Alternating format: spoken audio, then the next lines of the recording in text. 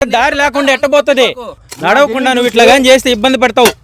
ఇబ్బంది పడతావు. ఏం పడతానా? సరే నీది ఎంత ఉందో నాది కూడా అంతే ఉంది కదా. నేను పడతా. సరే తోలిస్తావు మట్టిడా నువ్వు తోలివైతే తోలిస్తా మట్టి తోలిస్తావు అన్ని తోలిస్తావు నువ్వు. ఎవరు కట్టింది ఇదంతా? నా కైలో నేను కట్టేసి ఆడెంతుందా ఇది వేరు నా కై ఏడకొచ్చి నువ్వేంది నాకు చూపించేది.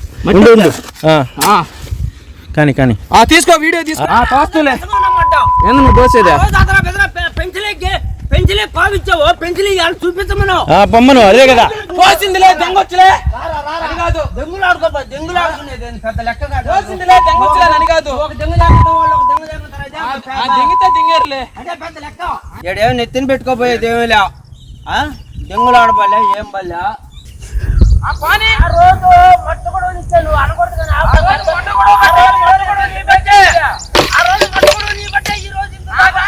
పడాల్సిందే. వండుకున్న దాంట్లో వాళ్ళని అడగమను నా దాంట్లో కాదు దానా ధర్మం ఇచ్చిన దాంట్లో కాదు పడేది. పెంచిలే ఆ రోజు చెప్పాలా ఏ రోజా. ఇక్కడ మా బంధువులైన కందికట్టు పెంచలే టీడీపీ ఇప్పుడున్న సర్పంచ్ ఆయన ద్వారానే ఇక్కడ ఒక పొలం ఒక 2 ఎకరాలు నాకు 1 ఎకరా ఉండింది. ఆయన ఇంతకుముందు పాలికి చేస్తూ ఉన్నాడు నా చేపల గుంటని. అదే చేపల గుంటని నేను ఇప్పుడు తీసుకుని 3 ఎకరాలని నేనే సాగు చేసుకుంటూ ఉన్నాను. ఆయన ఆధ్వర్యంలోనే ఇన్ని రోజులు మంచిగానే జరిగినది. తర్వాత ఇప్పుడు నేను ఇక్కడ ఎక్కువ ఉండట్లేదు. మా నాన్నగారు వచ్చి ఎక్కువ ఆయనే వచ్చి చేసుకుంటూ ఉన్న తరుణంలో సో నేనేమో సీసీ కెమెరాలు అన్నీ పకడ్బందీగా మోటార్లు అన్ని అంటే టెక్నాలజీ పరంగా మనం యూజ్ చేసుకుంటా ఉన్నాం.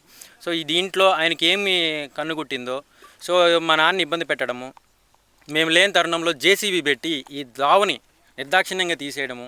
సరే నేను అక్కడి నుంచి మన ఛానల్ హైదరాబాద్ తరపు నుంచి వచ్చి చూసుకొని ఇక్కడ ఏం జరిగింది ఏంది కానీ పెద్ద మనుషుల ముందు అందరు కూర్చొని పెట్టి మాట్లాడితే సో నీకు ఇప్పుడు దావలేదు అక్కడ అని అన్నారు. సో గవర్నమెంట్ అధికారులకు అట్లాగే మా నాన్నగారిని కొట్టడానికి వస్తే మేము కేసు కూడా ఫైల్ చేయించాము. సో దాన్ని కూడా రాజీ చేయించుకున్నారు. సో ఇన్ని జరిగినా కానీ ఈరోజు కూడా మళ్ళీ ఈ కాలువ మీద కూడా నడవనివ్వను నిన్ను అని మా నాన్నగారిని నిన్న కూడా గొడవ పెట్టుకొని అక్కడ కాలువ జరుగుతున్న జరంలో ఆ పార తీసుకొని మా నాన్న కొట్టడానికి అక్కడ ఉన్న గడ్డపారలతో మా మీదకి రావడం జరిగిందని మా నాన్న నేను కూడా ఉన్నాను. సో ఆ వీడియో తీసి ఎంఆర్ఓ గారికి విఆర్ఓ గారికి అట్లాగే ఉన్న పెద్దవాళ్ళందరికీ కూడా నాకు ఇట్లా అన్యాయం జరుగుతుంది దీన్ని కూడా ఇవ్వనంటున్నారు.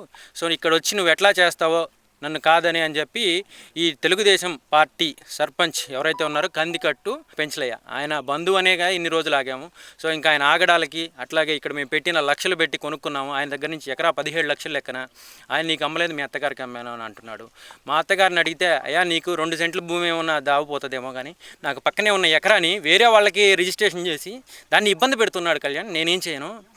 సో నువ్వు ఆగు నేను ఏదో ఒకటి మంచిగా మాట్లాడి చేద్దాం ఊరోళ్ళతో పెద్దవాళ్ళతో అని అంటే నేను ఈ రోజులు కూడా ఆగడం జరిగింది. దీని మీదనే మా నాన్న కానీ నేను వచ్చినప్పుడు కానీ ఈ కాలువ మీద కూడా నడుస్తుంటే ఆ కాలువను మీరు చూసినట్టయితే ఆ బర్రెలు కట్టేయడము ఈ సైడ్ నుంచి అసలు రానివ్వడం అనడం ఏ అయితే హద్దురాళ్ళు ఉన్నాయో అన్నీ అతను హద్దురాళ్ళు పాత అన్నీ తీసేసి ఈ చుట్టూ ఆక్యుపై చేసేస్తాను నువ్వు ఈ సైడ్ నడవడానికి లేదు అని చెప్తే అధికారులు కూడా వచ్చి స్పందించారు. అధికారులు వచ్చి చూశారు.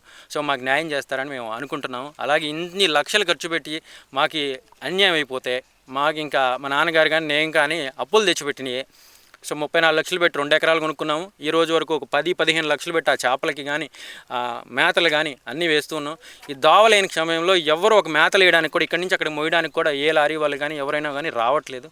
సో దాన్ని ఆసరాగా తీసుకొని దీన్ని నాకు తక్కువకు అమ్ముతావా అన్నట్టు వాడు నన్ను ఇక్కడ నువ్వు కాదని ఏమి చేయలేవని బాగా ఇబ్బందికి గురి చేస్తున్నారు. ఎంతోమంది పెద్దవాళ్ళకు కూడా తెప్పియాము. అయినా ఇన్నట్టుంటున్నాడు. అతను చేస్తూనే ఉన్నాడు.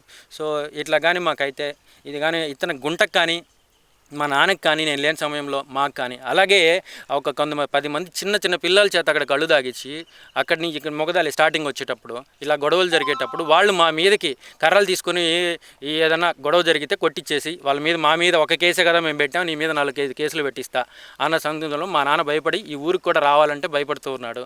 సో ఆయన లేకపోతే నేను ఎక్కడో హైదరాబాద్లో పని చేసుకునేవాడిని. ఇక్కడికి వచ్చి చేయలేను కాబట్టి అతనికి ఏదో సరెండర్ అయిపోతాను.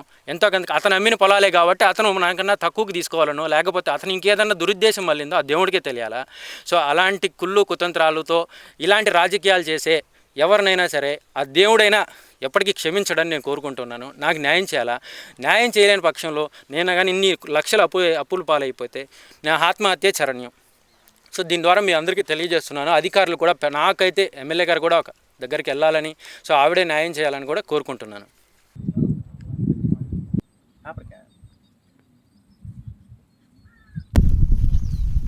నేను అనుకునేది రీసర్వే కాకుండా నువ్వు మీరు చెప్పినట్టు రీసర్వే అయిపోయిన తర్వాత 2024 తర్వాత